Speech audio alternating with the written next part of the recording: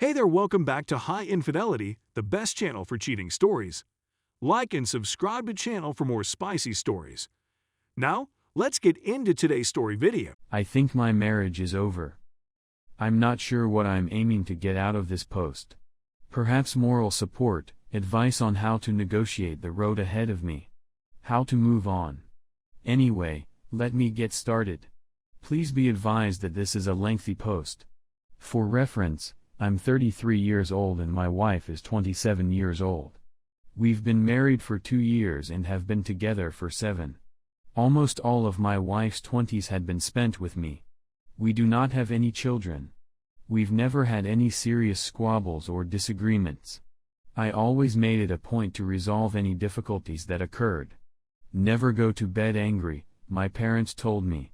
And it's something I've always tried to live by. My low testosterone and dysfunction have been the only big issues. My libido pales in comparison to hers. I made an attempt to explain it to her. I want to have, but it's occasionally like being asked if I wanted to go watch golf. There is no interest. It's something I didn't try as hard to fix as I could have. My doctor ordered testosterone injections, but since I'm terrified of needles, I didn't take them. My wife is the same way, and she refused to inject me. As a result, I counted on the small blue pill to deliver. And she didn't want to know when I took it so it might seem natural. This placed a significant strain on our romantic relationship. Aside from that, we've always been content. I acquired COVID in early August and was isolated for 7 weeks, long tail, by myself. She went to see her folks. This was an almost 2-month ordeal for me. I just left the house to get tested again, and when the results came back positive, I went right back home. The cabin fever was palpable. Every day after work, my wife came over. She'd drop groceries on the porch, then sit in her vehicle in the driveway, and we'd simply speak for a bit. I was most looking forward to those 30 minutes. It was the only time I had with a human being. We had an argument over the energy bill one day. She told me I was using too much and that I needed to be cautious since I wasn't working and wasn't being paid, and money was right. This enraged me unreasonably. I was aware of what she was spending her money on. Clothes, shopping, eating out with friends and family. None of this worried me in the least. I understood she needed to do things while she was away from home, and we had more than enough money to go out to eat on occasion. I had never disclosed any of this spending to her, so her picking at the utility bill upset me greatly. I was there 24 hours a day, 7 days a week for a month, therefore the cost would be more. As a result, I made the wisecrack, I suppose I'll simply turn everything off then. I realize it's childish. I immediately regretted saying it. I knew she was mainly concerned about the expenses. I apologized for my terrible handling of the situation and expressed my frustration at being caged up. She didn't say anything to me for 3 weeks. Didn't bring food, didn't contact to see how I was, didn't respond to my SMS. Nothing. When I eventually tested negative, I contacted her to tell her that we needed to speak, that I was negative, and that she could come home. She said she was going to see a female friend out of state and that we'd discuss when she came back. We chatted about a week later. She informed me that she would not be returning home. She said that she no longer loved me and that the relationship was finished. Boom. Just like that, out of nowhere. She said I didn't speak her love language, that she required physical contact, and that she had just fallen out of love with me. I had no understanding what love languages were, and I mistook her need for physical contact for a reference to my erection difficulties. For example, I had never heard of the book on love languages. So I looked it up on the internet, found it on Audible, and listened to it at work. Twice. As a side note, I cannot recommend this book highly enough. If you're in a relationship, considering beginning one, or even if you're single. This assisted me in understanding what my wife needed to feel appreciated. I love you isn't always sufficient. If nothing else comes from this marriage, This information will be useful in my future relationship. Armed with this new information, including the fact that I had a love language and she hadn't been expressing it, I invited her to lunch so we could discuss. I informed her that I had read the book and that I now understood her, and that we could completely repair this if we wanted to. When I inquired whether she understood my love language, she looked like a deer in the headlights. She had not expecting me to ask that question. I emphasized that neither of us has been taking care of one another's needs, and that if we both sincerely wanted to start, our marriage might be salvaged. Nope. She said that she no longer had romantic emotions for me. We'd make wonderful friends, but it's over. I was devastated. My wife conveyed to me during my confinement how she and a male common friend, someone I've worked with and known for 12 years, had begun walking together to reduce weight. I honestly didn't think anything of it. He's a married man with children. My wife and him went through job training together years ago and connected. They've been friends for a long time. I'm sure you can guess where this is headed. I was unconcerned at the moment. But, in retrospect, the red flags should have smacked me above the head. My wife came to the home a week or so after our previous conversation to collect a few items and asked if we might go for a drive. She was depressed and wanted to chat, so I obliged. Then she informed me she was upset because her friend's wife would no longer allow him hang out with her. Alarm bells began to sound. When I inquired why she wouldn't allow them see each other, she stated it was because she suspected them of having an affair. When I inquired whether they were, she responded no, they'd never done anything. I questioned her why the wife would assume they were having an affair, and she said that they had spent 5 or 6 days a week together from the beginning of my quarantine. My wife even purchased their children gifts when visiting a friend out of state. The other lady tossed them away right immediately. He simply makes my life so full, she said to my face. It hit me like a ton of bricks. My wife informing me, without doubt or guilt, that another guy makes her life full. I told her she needed to be honest with me and tell me whether she regarded him as more than just a friend, and she answered, that doesn't matter. That should have been the end of it for me, but this lady is my wife, and I felt obligated to attempt to rescue our marriage until it was formally ended. For a time, we didn't discuss much about our relationship, but we did hang together more regularly. In the back of my mind, I knew she was spending more time with me since the other man's wife wouldn't allow them see one another any longer. The other wife found me on Facebook and phoned to tell me what she had discovered and to ask if I knew anything. She said she had left a recorder in his vehicle and had a tape of them at least kissing, if not more. They weren't talking, but she could hear movement. That stung. She also said that she and her spouse are attending marital therapy and attempting to repair their relationship. It was a wonderful conversation, both of us were suffering, there was no animosity or hatred between us.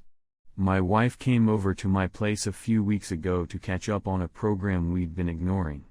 Like she was departing, she said, "I love you," as she usually does, and I replied, "I love you even more." We've always done it, from the first time we told each other we loved one another.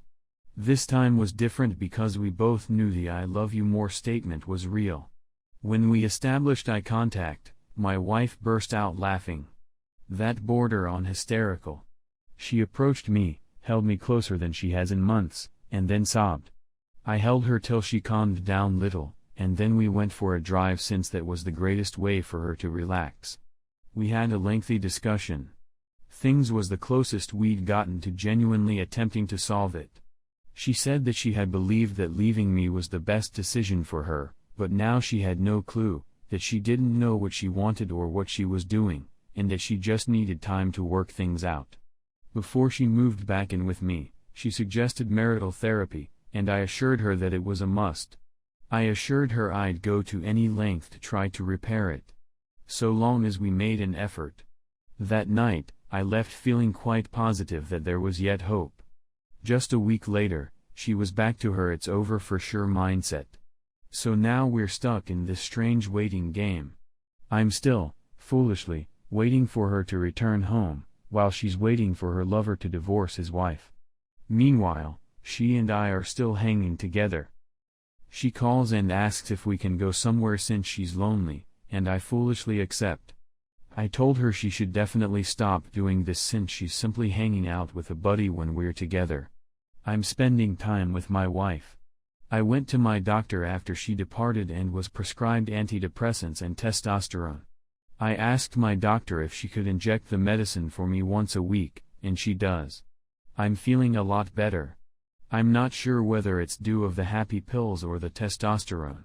In terms of my marriage, I'm still holding to something that is most likely no longer there. My whole future plans revolved on this lady. I couldn't wait to see our children. I couldn't wait to meet the mother she'd become. I could hardly wait to spend the rest of my life with her. Traveling, growing old, having grandchildren. All of it. And now I'm alone in the home we purchased, with no clue what my future holds. I'm at a loss. That's where I'm at right now. As I previously said, I'm not sure whether this qualifies as infidelity since she did leave me. Though I'm sure she had an emotional attachment with him when I was confined. And perhaps before that. If you've made it this far, thank you so much for taking the time to read. I realize it was a long and winding story. But it did help a little to get it all out. If you have any recommendations, words of wisdom, or words of encouragement, anything, I could really use it right now. Thanks. Update: I've told my wife no. One piece of advice I kept hearing in the last post was to tell her no when she wanted to hang out and to cease being accessible to her whenever she wanted. So I went to where she was staying for the holidays. I wanted to wish the individual she's staying with a Merry Christmas since they've been friends of mine during the last 7 years that I've been with my wife. My wife and I had presents to exchange as well.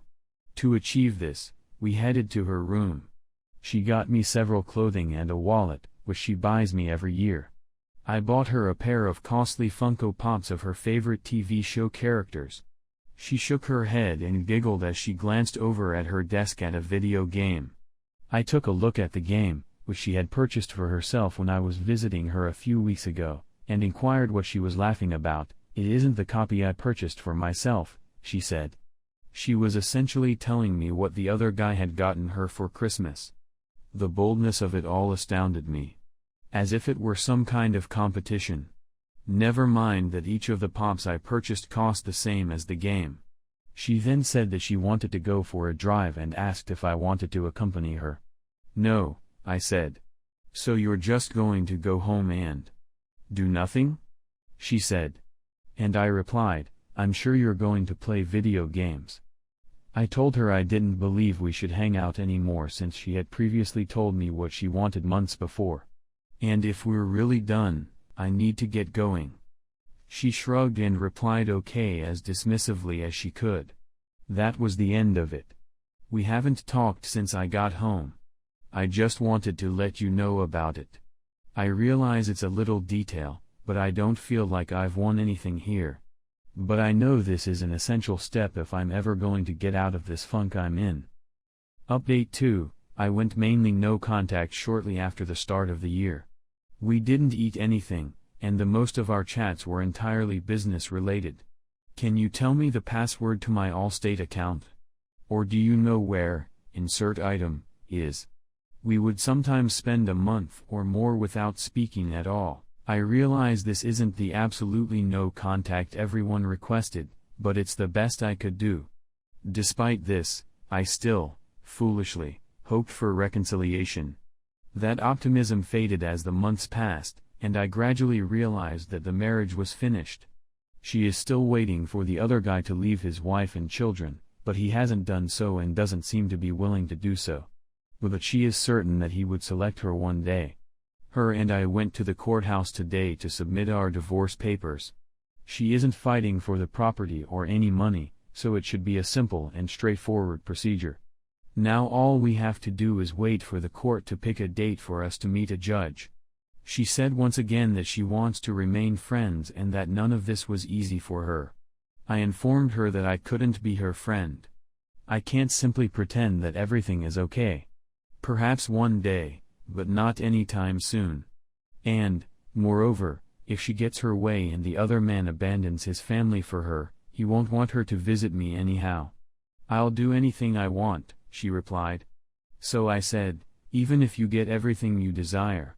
If he abandons his family and chooses you, are you going to disregard his sentiments the same way you ignore mine? She didn't respond. Most of our friends and family are aware that we are no longer together, but many are unaware of her involvement with the other guy. I know the prevailing opinion was to expose her so that everyone would know the truth. Those who need to know are aware, and I am content with that. I'm thinking of creating a Facebook post simply stating that we filed for divorce. I'm not going to go into specifics since those who need to know the truth already do, and I don't want to stir drama before we meet the judge. I've had a difficult day. Most of the time, I'm just depressed.